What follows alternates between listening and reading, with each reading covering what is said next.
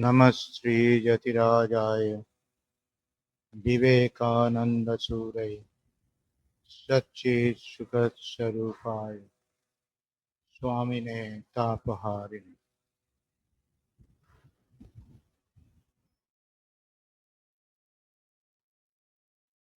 আজ 25শে বৈশাখ, একটি বিশেষ দিন।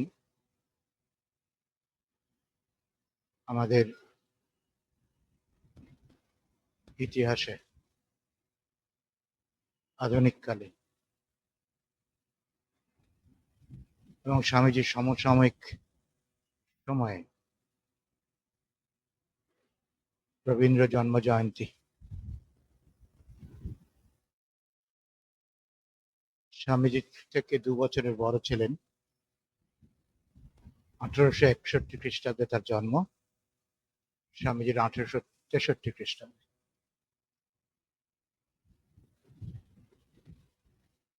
স্বামীজির সঙ্গে ঠাকুরবাড়ির ঘনিষ্ঠতা সম্বন্ধে আমরা সকলেই জানি, কিন্তু তার চেয়ে বড় কথা, রামকৃষ্ণ বিবেকানন্দ ভাব আন্দোলনে ব্রাহ্ম ভাব আন্দোলনের যে একটা ঐতিহাসিক সম্পর্ক রয়েছে সেটা বলা বাহুল্য।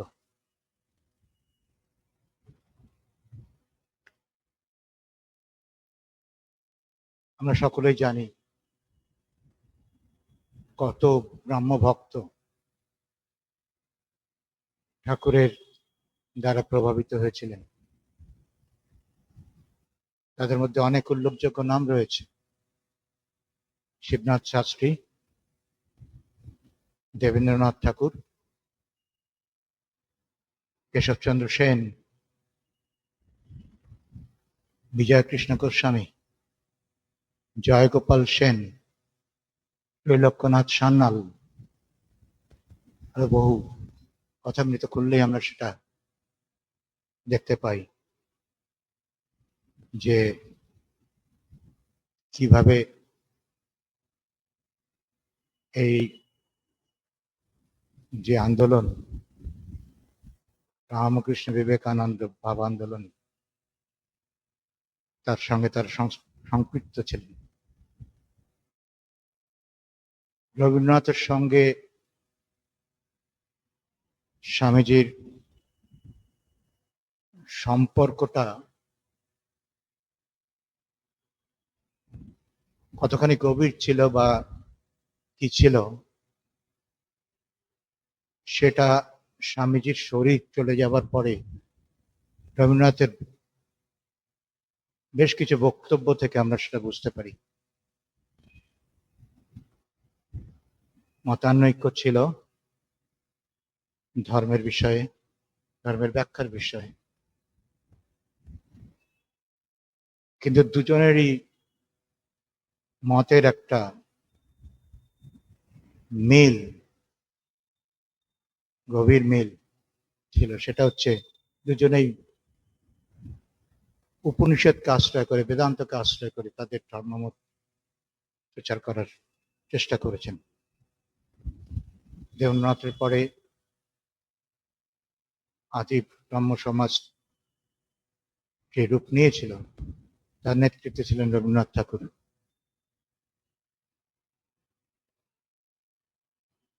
ঠাকুর দ্বারা তিনি প্রথম জীবনে অতটা প্রভাবিত হননি।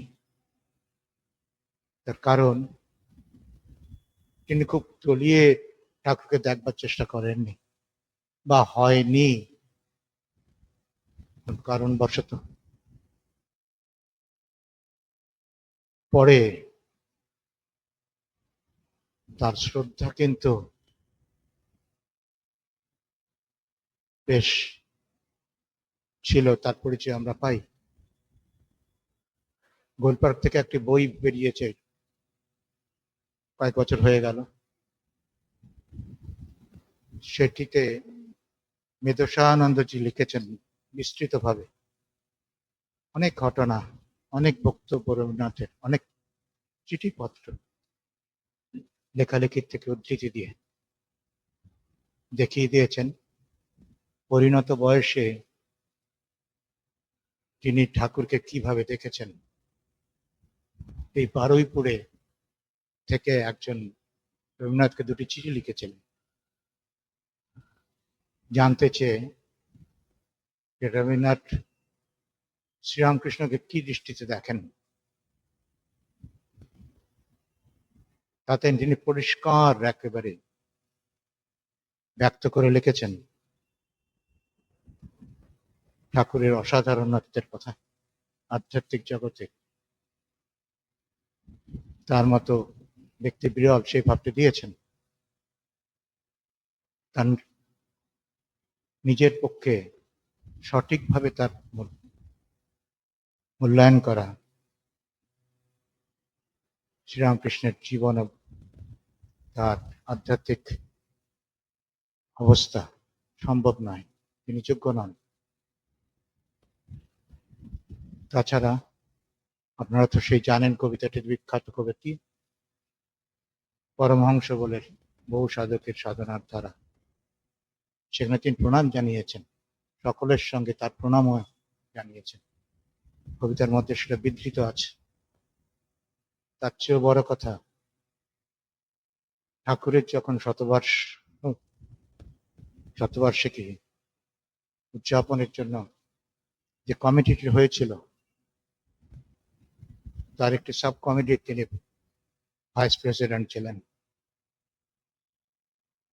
এবং তিনি বক্তৃতা করেছিলেন ঠাকুরের সম্বন্ধে। একটি দীর্ঘ বক্তৃতা লিখে এনেছিলেন। তার তখন শরীরের অবস্থা বেশি ভালো ছিল না। 1937 সালে তিনি আসতে পারবেন কি পারবেন না সেটার দ্বিধাগ্রস্ত ছিলেন, কিন্তু শেষ পর্যন্ত এসেছিলেন। অসাধারণ বক্তৃতা করেছেন, শুরুই করেছেন ঠাকুরকে তার শ্রদ্ধার্ঘ বাণীর মাধ্যমে অর্পণ করে। সে কথাগুলো মূল্যবান। তাছাড়া যখন বক্তৃতার পরে আমাদের এই সংঘের থেকে যিনি দায়িত্বে ছিলেন এই পালন করবার জন্য, স্বামী সম্বুদ্ধানন্দজি মহারাজ, তিনি পরের দিন দেখা করতে গেলেন শরীর কেমন আছে জানবার জন্য। তিনি অভিভূত হয়ে গেছেন যে এরকম একটা সভা করা যেতে পারে, সেটা একমাত্র রামকৃষ্ণ মিশনের পক্ষে সম্ভব। এটা মুক্ত কণ্ঠে তার প্রশংসা করেছেন। আর স্বামীজির কথা, ওই যে দুটো চিঠি, তার মধ্যে এক জায়গায় আছে, আমি শ্রীরামকৃষ্ণকে অত কাছের থেকে ভালোভাবে জানি না, কিন্তু আমি স্বামী বিবেকানন্দর সম্বন্ধে অনেক জানি, অনেক ঘনিষ্ঠ, অনেক বেশি জানি, ঘনিষ্ঠভাবে মেলামেশা করেছি। এই ভাবটিও দেওয়া আছে। তারপরে স্বামীজির দেহ থাকাকালীন হয়তো খুব একটা সেরকম আমরা দেখতে পাই না যে তাদের ভাবের আদান প্রদান হচ্ছে। নিবেদিতা চেষ্টা করেছিলেন, কিন্তু কোনো একটা জায়গায়, কোনো একটা ব্যাপারে সেখানে একটা বাধা সৃষ্টি হয়েছিল। সামনাসামনি হয়েও কথোপকথন সেরকম হয়নি। নিবেদিতা সে ব্যবস্থা করেছিলেন এটি চা চক্রের মাধ্যমে।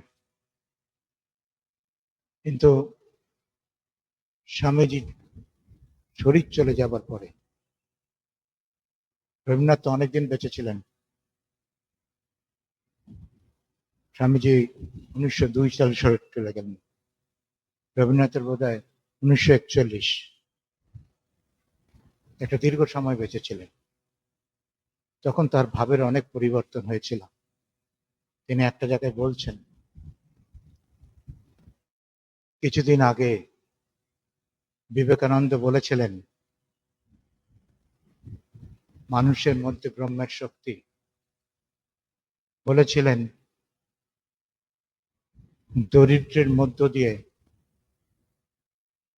নারায়ণ সেবা পেতে চায়, একেই বলি বাণী। আমরা স্বামীজির জীবন ও বাণী নিয়ে পাঠ করছি, আলোচনা করছি। উনি বলছেন একেই বলে বাণী। এই বাণী স্বার্থ সীমার, স্বার্থবোধ সীমার বাইরে মানুষের আত্মবোধকে মুক্তির পথ দেখালে। আরো অনেক কথা লিখেছেন বিভিন্ন জায়গায় বিভিন্ন। তার চেয়ে বড় কথা, শান্তিনিকেতনে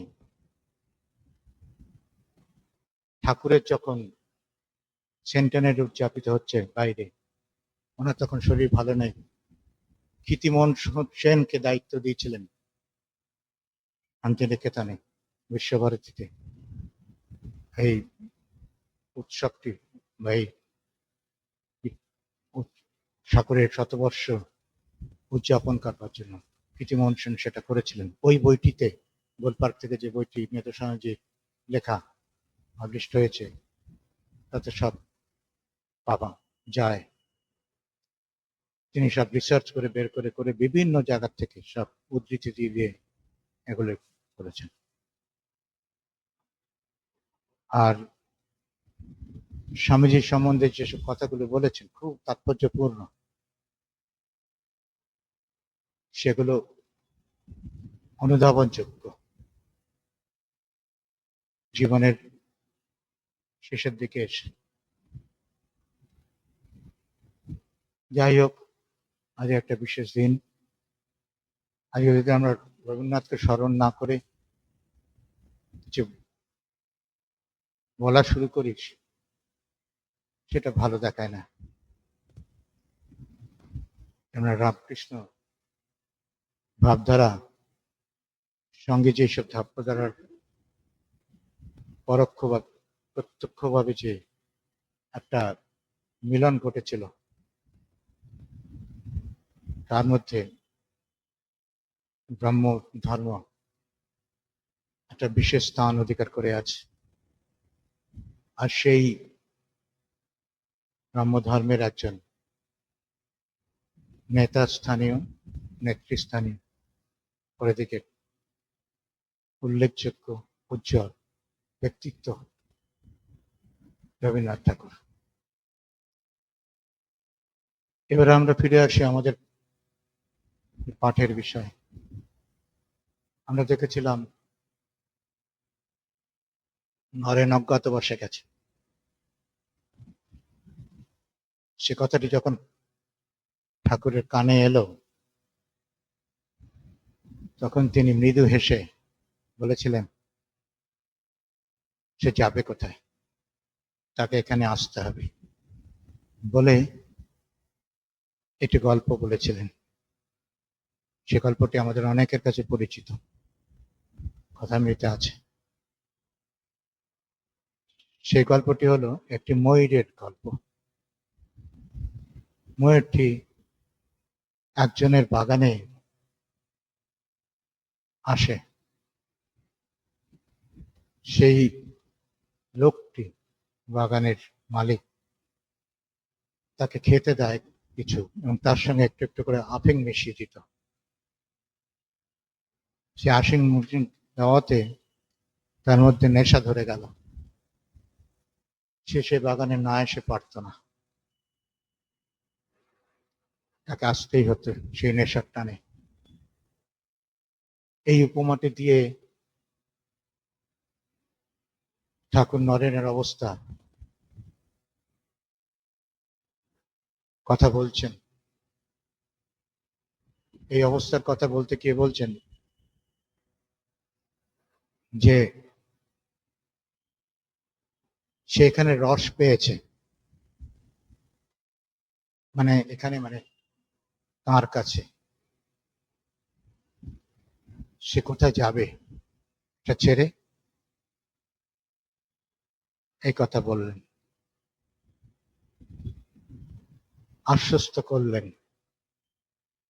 যারা চিন্তায় ছিলেন। কিন্তু 3 দিন বাদেও যখন স্বামীজি তার সঙ্গে যেমন তারকনাথ কালী মহারাজ, মহাপুরুষ মহারাজ পড়ে, তারা গিয়েছিলেন, তারা ফিরলেন না। তখন অন্যরা উদ্বিগ্ন তো ছিলেই, তাদের উদ্বিগ্ন আরো বেড়ে গেল, উদ্বেগ আরো বেড়ে গেল। এই উদ্বেগ বেড়ে যাওয়াতে ঠাকুর তাতে খুব চিন্তিত ছিলেন না। তিনি সব জানতেন কি ভবিতব্য। তিনি মেঝেতে বসে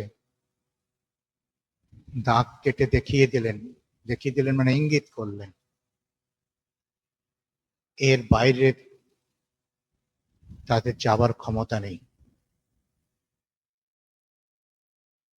তার মানে তিনি তাদের ভবিষ্যৎ নিয়ন্তা। তিনি তাদেরকে বিশেষভাবে অন্তরঙ্গকে না বিশেষভাবে তৈরি করছেন তার উদ্দেশ্য সাধনের জন্য। তাকে এড়িয়ে, তাকে উপেক্ষা করে কেউ, যারা নিকটের, যারা অন্তরঙ্গ, যারা কোনোদিন দূরে যেতে পারবে না, তিনি তাদের টুটি ধরে রেখেছেন। অবশেষে তারা যখন ফিরলেন, তখন একটা আঙ্গুল চারিদিকে ঘুরিয়ে বললেন, তোমরা এদিক ওদিক যেখানে যাও না কেন, এখানে তোমাদের আসতেই হবে। এখানকার সব দোর খোলা। এই যে এখানকার সব দোর খোলা কথাটি বললেন, এটাও একটা খুব গভীর তাৎপর্যপূর্ণ বক্তব্য, উক্তি।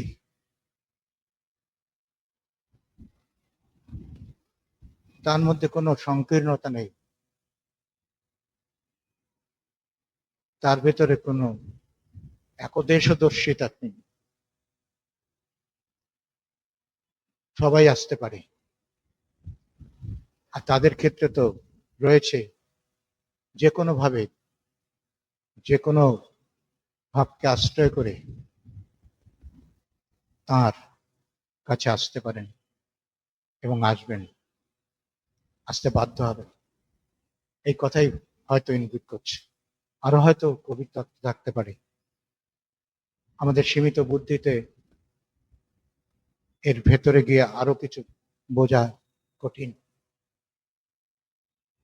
তাই প্রতিটি উক্তি ঠাকুরের খুব তাৎপর্যপূর্ণ।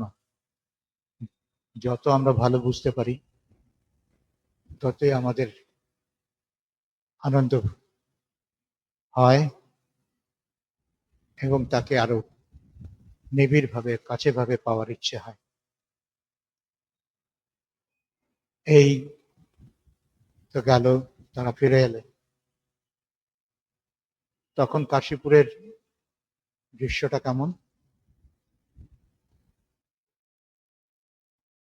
প্রায় তারা বুদ্ধদেবের মতবাদকে নিয়ে আলোচনা বিচারাদি করতেন, ঠাকুর তাতে অংশগ্রহণ করতেন। একদিনের কথা, রাত্রিবেলায় এরকম একটি আলোচনা হচ্ছে, তাতে ঠাকুর বললেন যে বুদ্ধদেব নাস্তিক নয়। এই কথাটি যে বললেন নাস্তিক নয়, এটাও খুব তাৎপর্যপূর্ণ। কেননা একটা বুদ্ধদেবকে নিয়ে মতবাদ গড়ে উঠেছিল, সেটা হচ্ছে বুদ্ধদেবকে নাস্তিক। কেন? তিনি ভগবান সম্বন্ধে কোনো কথা বলেননি, ঈশ্বর আছেন কি নেই রাতের ঈশ্বর উপলব্ধি হয়েছে কিনা। তাই তাকে নাস্তিক বলে চিহ্নিত করেছে কিছু দার্শনিক। আমাদের অবাক লাগে ঠাকুরের কাছে এসব সব এ ধরনের সব খবর ছিল, এসব চিন্তা ভাবনার। তারপরে তিনি কি বলছেন, যে তিনি মুখে বলতে পারেন নাই। এখানে একটা আরেকটা মতবাদ, দার্শনিক মতবাদ। সে মতবাদটা হচ্ছে, তারা বুদ্ধদেবকে প্রতিষ্ঠিত করবার চেষ্টা করেছে অজ্ঞেয়বাদী বলে, অ্যাগনস্টিক। অজ্ঞেয়বাদ কেন? এই যে ঈশ্বর সম্বন্ধে কোনো মন্তব্য করেননি, তাকে প্রশ্ন করা সত্ত্বেও তাকে সোজাসুজি প্রশ্ন করা হয়েছিল, ঈশ্বর কে আছেন না নেই, আপনি কি মনে করেন? তিনি সোজাসুজি উত্তর না দিয়ে আমি কি বলেছি নেই, এ ধরনের একটা উত্তর দিয়েছে। এগুলো থেকে বিশ্লেষণ করে, এই ধরনের কথাবার্তা থেকে, উক্তির থেকে বিশ্লেষণ করে একটা দার্শনিক মতবাদ তৈরি হয়েছিল বুদ্ধদেব সম্বন্ধে, বুদ্ধদেবের চিন্তা ভাবনাকে নিয়ে। তাকে অজ্ঞেয়বাদী বলে চিহ্নিত করা হয়েছিল। সেই মতবাদ অনুযায়ী ঠাকুর বলছেন যে তিনি মুখে বলতে পারেন নাই। তারপর বুদ্ধ কি জানিস, এটাই লক্ষণীয়। তিনি বুদ্ধদেবের সম্বন্ধে কত গভীরে গিয়ে অনুভব করেছেন। বলছেন বোধর স্বরূপ, মানে ওই বোধর স্বরূপকে চিন্তা করতে করতে তাই হয়ে যাওয়া, বোধর স্বরূপ হয়ে যাওয়া। আরেকটা জায়গায় বলেছেন না, বোধে বোধ।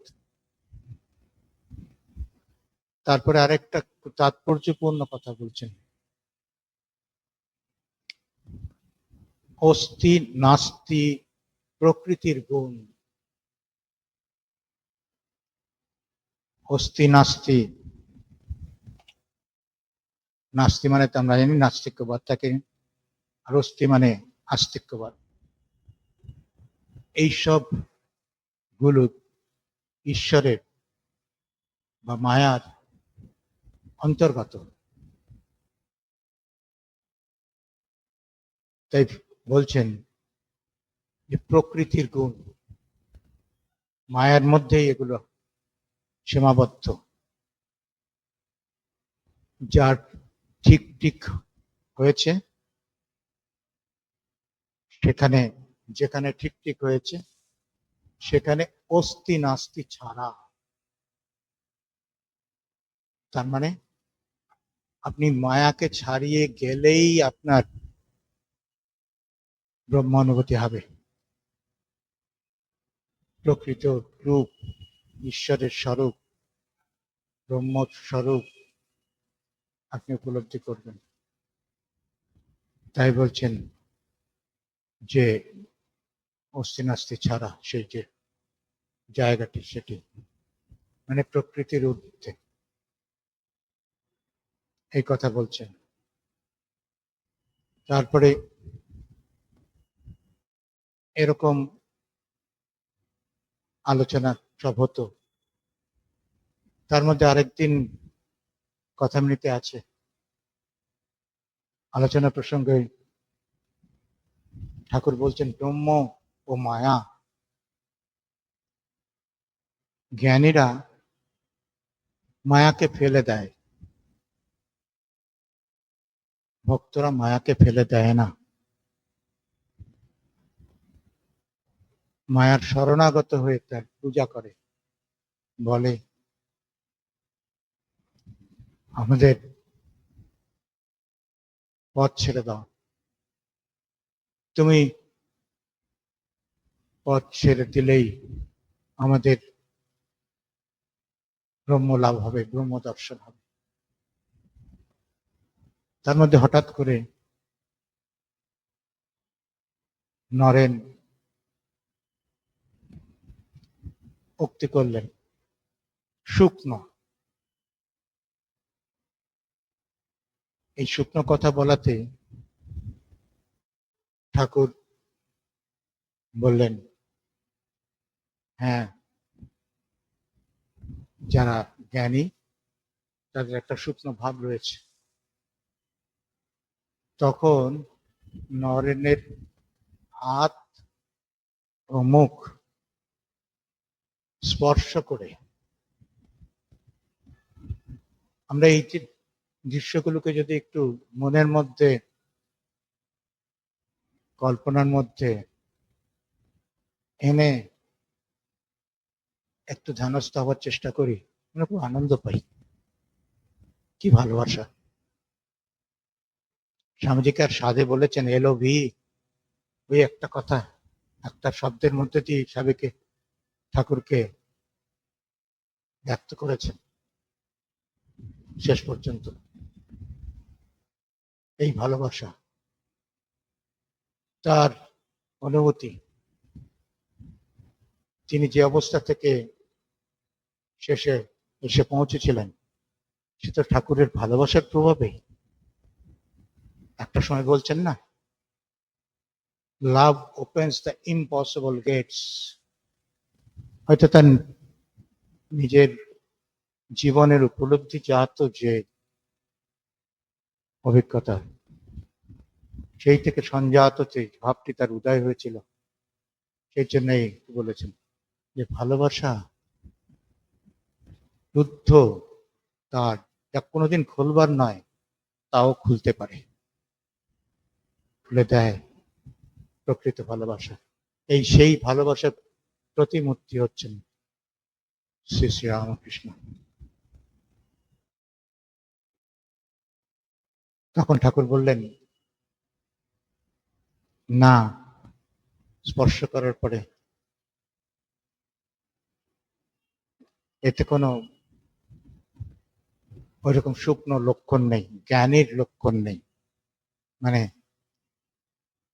ওই রকম নয়। বললেন জ্ঞানের চেহারা, মুখ শুকনো হয়, কিন্তু বিষয়টা হচ্ছে এই সময়টাতে নরেন বুদ্ধদেবের কথা চিন্তা করতে করতে করতে জ্ঞানের কথা খুবই বলতেন, কিন্তু ঠাকুর এটা জানতেন সে জ্ঞানী বটে, কিন্তু ওরকম শুকনো জ্ঞানী নন। তাই তিনি সেইভাবে তাকে তৈরি করেছিলেন, জ্ঞানও থাকবে, ভক্তিও আছে তার ভেতরে। বাইরেটা জ্ঞানীর একটা রূপ, আর ভেতরটা ভক্তিতে পরিপূর্ণ। তাই এই কথা তিনি মনে রেখে নরেনকে সবসময় সেইভাবেই পরিচালিত করতেন। এক্ষেত্রে কি বলছেন, তারপরে নরেনকে খুব গভীরভাবে তার আচার ব্যবহার, কথাবার্তার স্বভাব লক্ষ্য করছেন। নরেন এই সময়ে জ্ঞানের কথা খুব বলতেন, এবং এমন কথাও বলতেন, আমি শান্তি চাই, আমি ঈশ্বর চাই না। তো ঠাকুর আবার তার মাঝে পরীক্ষা করার জন্য বলতেন, কেউ কেউ বলে আমাকে ঈশ্বর বলে। নরেন তার উত্তরে বলতেন, হাজার লোকে বলুক, যতক্ষণ না আমার সত্যবোধ হচ্ছে এ কথাটি, ততক্ষণ আমি মানব না, আমি ঈশ্বর বলবো না। লোকে বলুক। ঠাকুর এইসব কথাগুলো শুনতে চান, তার প্রতিক্রিয়া দেখতে চান। তিনি বাজিয়ে বাজিয়ে দেখছেন সবকিছু। আর বলতেন নরেন,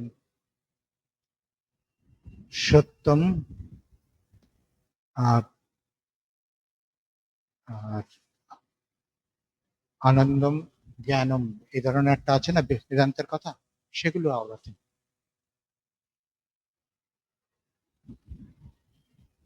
তো ঠাকুর সব লক্ষ্য করছেন, করবার পরে তিনি এবারে বলছেন ওর প্রকৃতি সম্বন্ধে, যে ওর শুকনো জ্ঞানীর কোনো লক্ষণ নেই। কি আছে? সেই যে জ্ঞান মিশ্রা ভক্তির কথা বলতেন, তার প্রকৃত স্বরূপ সম্বন্ধে বলতে গিয়ে বলছেন যে সেই জ্ঞান মিশ্র ভক্তির উপাদানেই নরেন নির্মিত।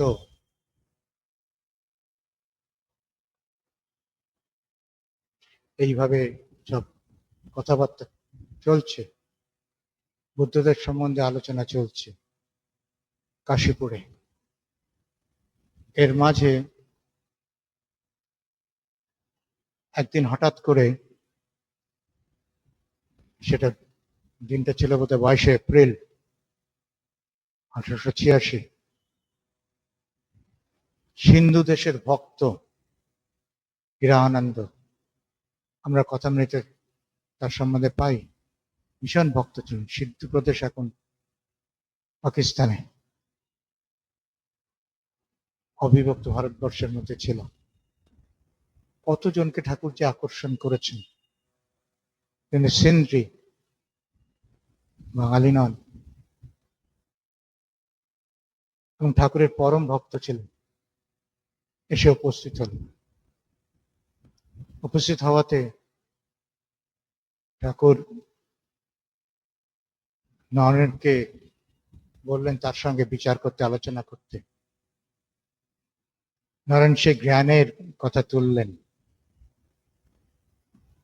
জ্ঞানের কথা তুলে তিনি শঙ্করাচার্যের নির্বাণ শতকম আর কৌপিন পঞ্চকম, এই দুটি সৃষ্টি স্তর আবৃত্তি করলেন। অসাধারণ দুটি সৃষ্টি। প্রথমটা হচ্ছে গিয়ে নির্মাণ শতকম। কি আছে? ওম মনোবুদ্ধ অহংকার চিত্তানি নাহম, ন চ শ্রোত্র জীবে, ন চ ঘ্রাণ নেত্রে, ন চ বোম তেজ, বোম ভূমির তেজ, ন বায়ুর চিদানন্দ, ন বায়ুর চিদানন্দ রূপা শিবহম শিবহম। কি অসাধারণ সৃষ্টি! একেবারে চরম অদ্বৈত জ্ঞানে স্থিত তিনি, তার মুখনিসৃত এই স্তবটি, সম্পূর্ণ ভাবটি ফুটে উঠেছে। মনোবুদ্ধ অহংকার চিত্ত, আমি কিছু বেদান্তের অন্তঃকরণ কিসের দ্বারা নির্মিত, গঠিত? মন, বুদ্ধি, অহংকার, চিত্ত। করণ সেটাও ইন্দ্রিয়। ইন্দ্রিয়কে করণ বলা হয় সংস্কৃততে। এই যে অন্তঃকরণ খুব সূক্ষ্ম, কিন্তু তার মধ্যে চারটি অবস্থা রয়েছে। চারটি অবস্থার একটি হচ্ছে মন, যেখানে সংকল্প বিকল্প, একটা কিছু এলো আপনার সামনে,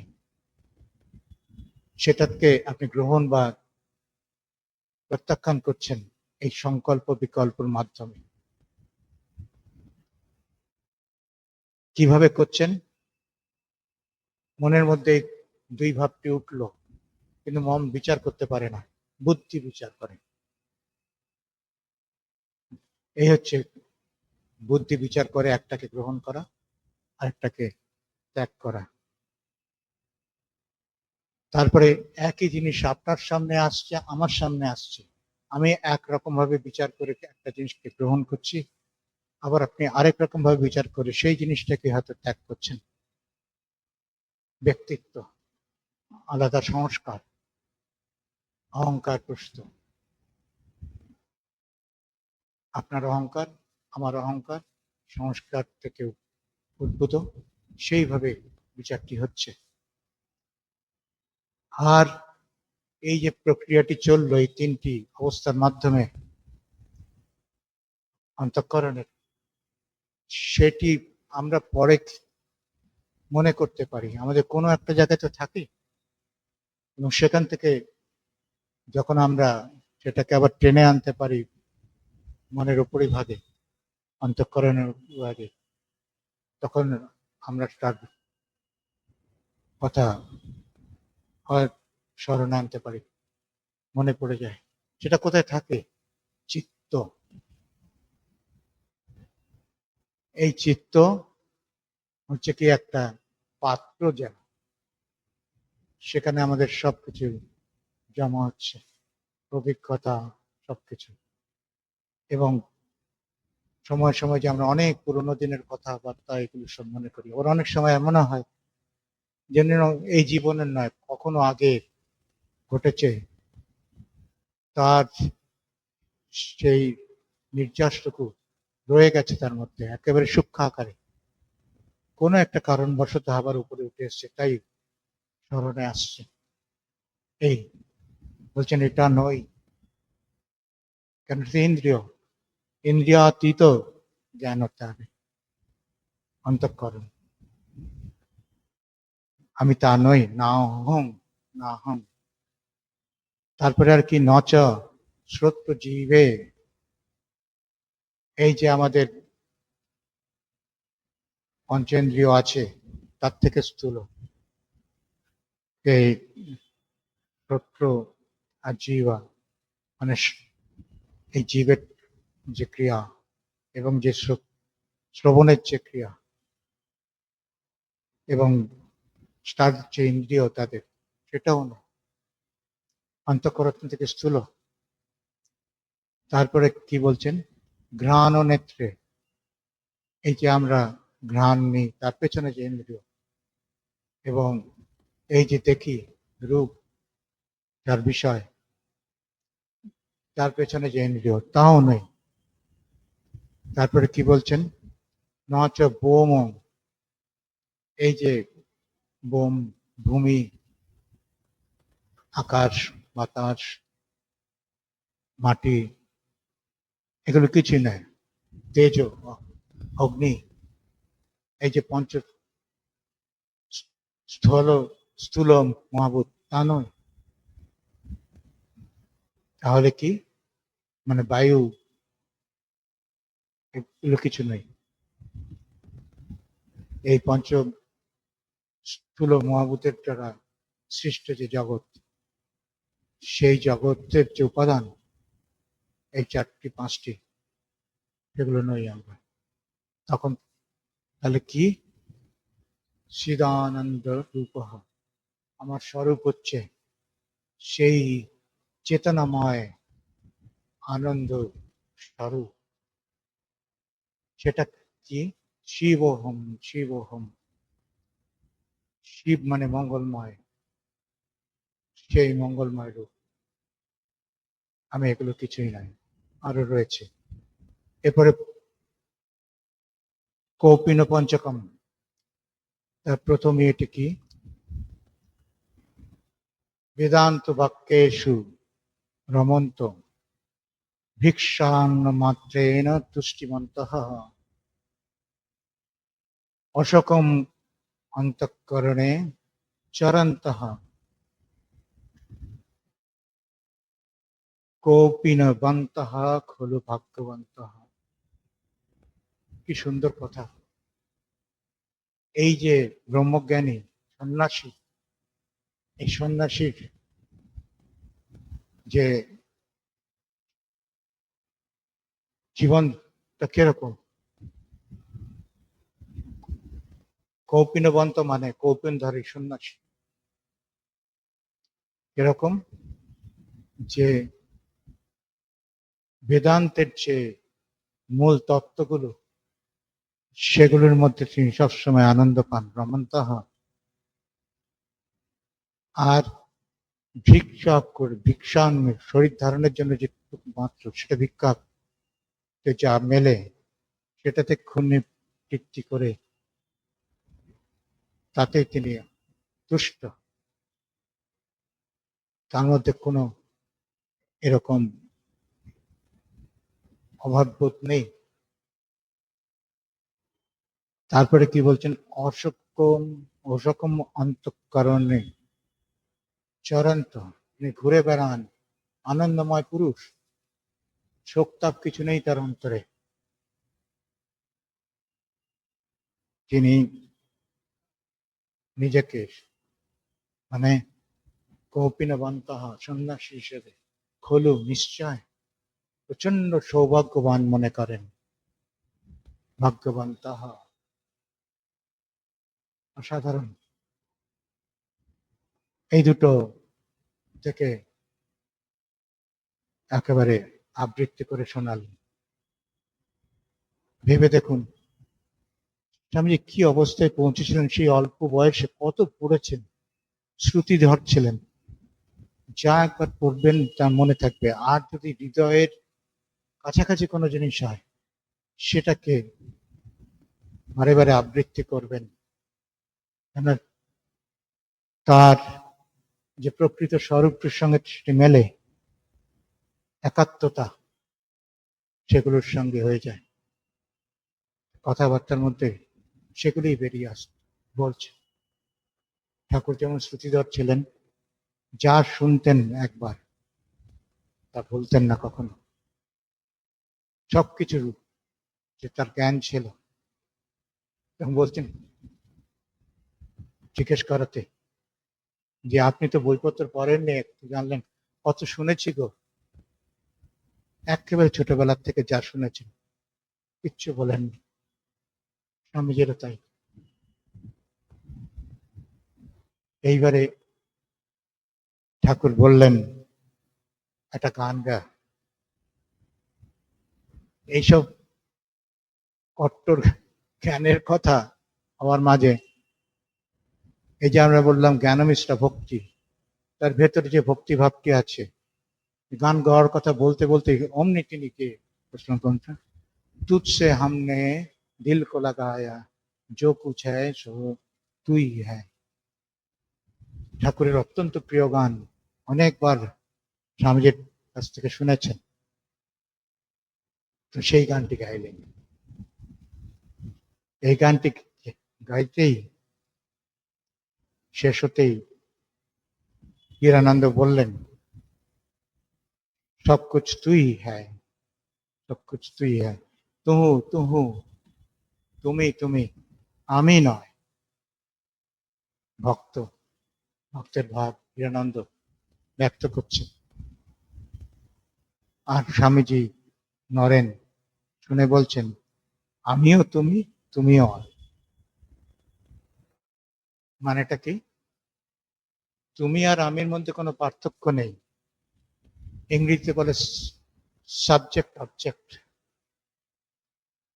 এই সাবজেক্ট আর অবজেক্ট যখন এক হয়ে যায় তখনই অদ্বৈতবাদের চরম প্রাপ্তি যেটা, সেই প্রাপ্তিতে প্রাপ্ত হয়ে জ্ঞানী কৃতার্থ বোধ করে, মানে কোনো ভেদ নেই। তাই বলছেন তুমি আমি, আমি তুমি, এই কথা বলছেন। তারপরে এরকম কথা চলছে, কথা চলতে চলতে ঠাকুর আবার আদেশ করলেন, এর মাঝে আবার বললেন যে আদেশ করলেন গান গাইতে। আবার সে গানটিও অদ্ভুত। গানটি এবারে, আগেরটা তো ভক্তির রসের সিক্ত, এই গানটি আবার ঠাকুর যখন বললেন, এই গানটি গাইলেন তিনি একেবারে জ্ঞান ভাবে, জ্ঞানীর ভাবে। নলিনীর দলগত জলম অতি তরলম তদ্বৎ জীবনম অতিশয় চপলম। যেই এই গানটা একটু গাইলেন, শুরু করলেন এই কলিটা দিয়ে, ঠাকুর সঙ্গে সঙ্গে তাকে থামিয়ে দিলেন। থামিয়ে দিয়ে বললেন, না না, ও কি, ওসব অতি সামান্য। দেখুন দুজনের ভাবের কি একটা মিল। আমি ধরে নিলেন, বুঝে নিলেন ঠাকুর কি চাইছেন। এইবারে সখী ভাবের গান ধরলেন সঙ্গে সঙ্গে।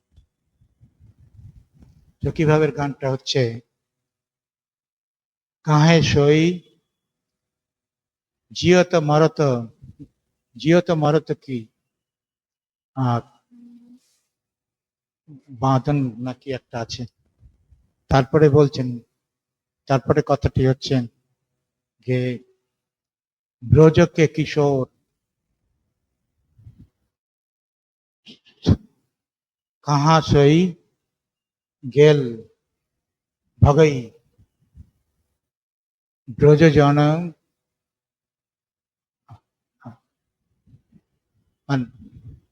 কথাটা আমার পুরোপুরি মনে আসছে না। কথাটা হচ্ছে কি, হ্যাঁ, ব্রজজন টুটাইল প্রাণ, মানে শ্রীকৃষ্ণ ব্রজ ছেড়ে কোথায় চলে গেছেন, তাই বলছেন যে হৃদয় ভেঙে দিয়ে, প্রাণ আঘাত দিয়ে সে কোথায় চলে গেল, এই গান ধরল। তারপরে আরো একটা দুটো গান গাইলেন এই ভাবের। এরপরে ঠাকুর বলছেন খুব তাৎপর্যপূর্ণ কথা দুজনের সম্বন্ধে। নরেনের সম্বন্ধে বলছেন যে যেন খাপ খোলা তরোয়াল নিয়ে বেড়াচ্ছে। আর হীরানন্দ সম্বন্ধে বলছেন কি শান্ত, জাত সাপ যেমন রোজার সামনে ফোনা ধরে চুপ করে থাকে, স্থির হয়ে থাকে, ঠিক যেন সেরকম। এই দুটি চিত্র সুন্দর, পরস্পর বিরোধী। ঠাকুর এই বিরোধের সমাধান নরেন্দ্রের জীবনে ঘটিয়েছিলেন।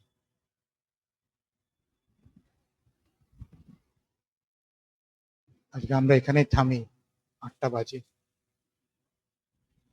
তো যাই হোক, এর পরের দিন দেখব আরো কি কি ঘটছে, এবং প্রতিটি বিষয় অনুধাবনযোগ্য, বারে বারে মনের মধ্যে তুলে নিয়ে এসে সেগুলোকে চিন্তন মনন স্মরণ করা।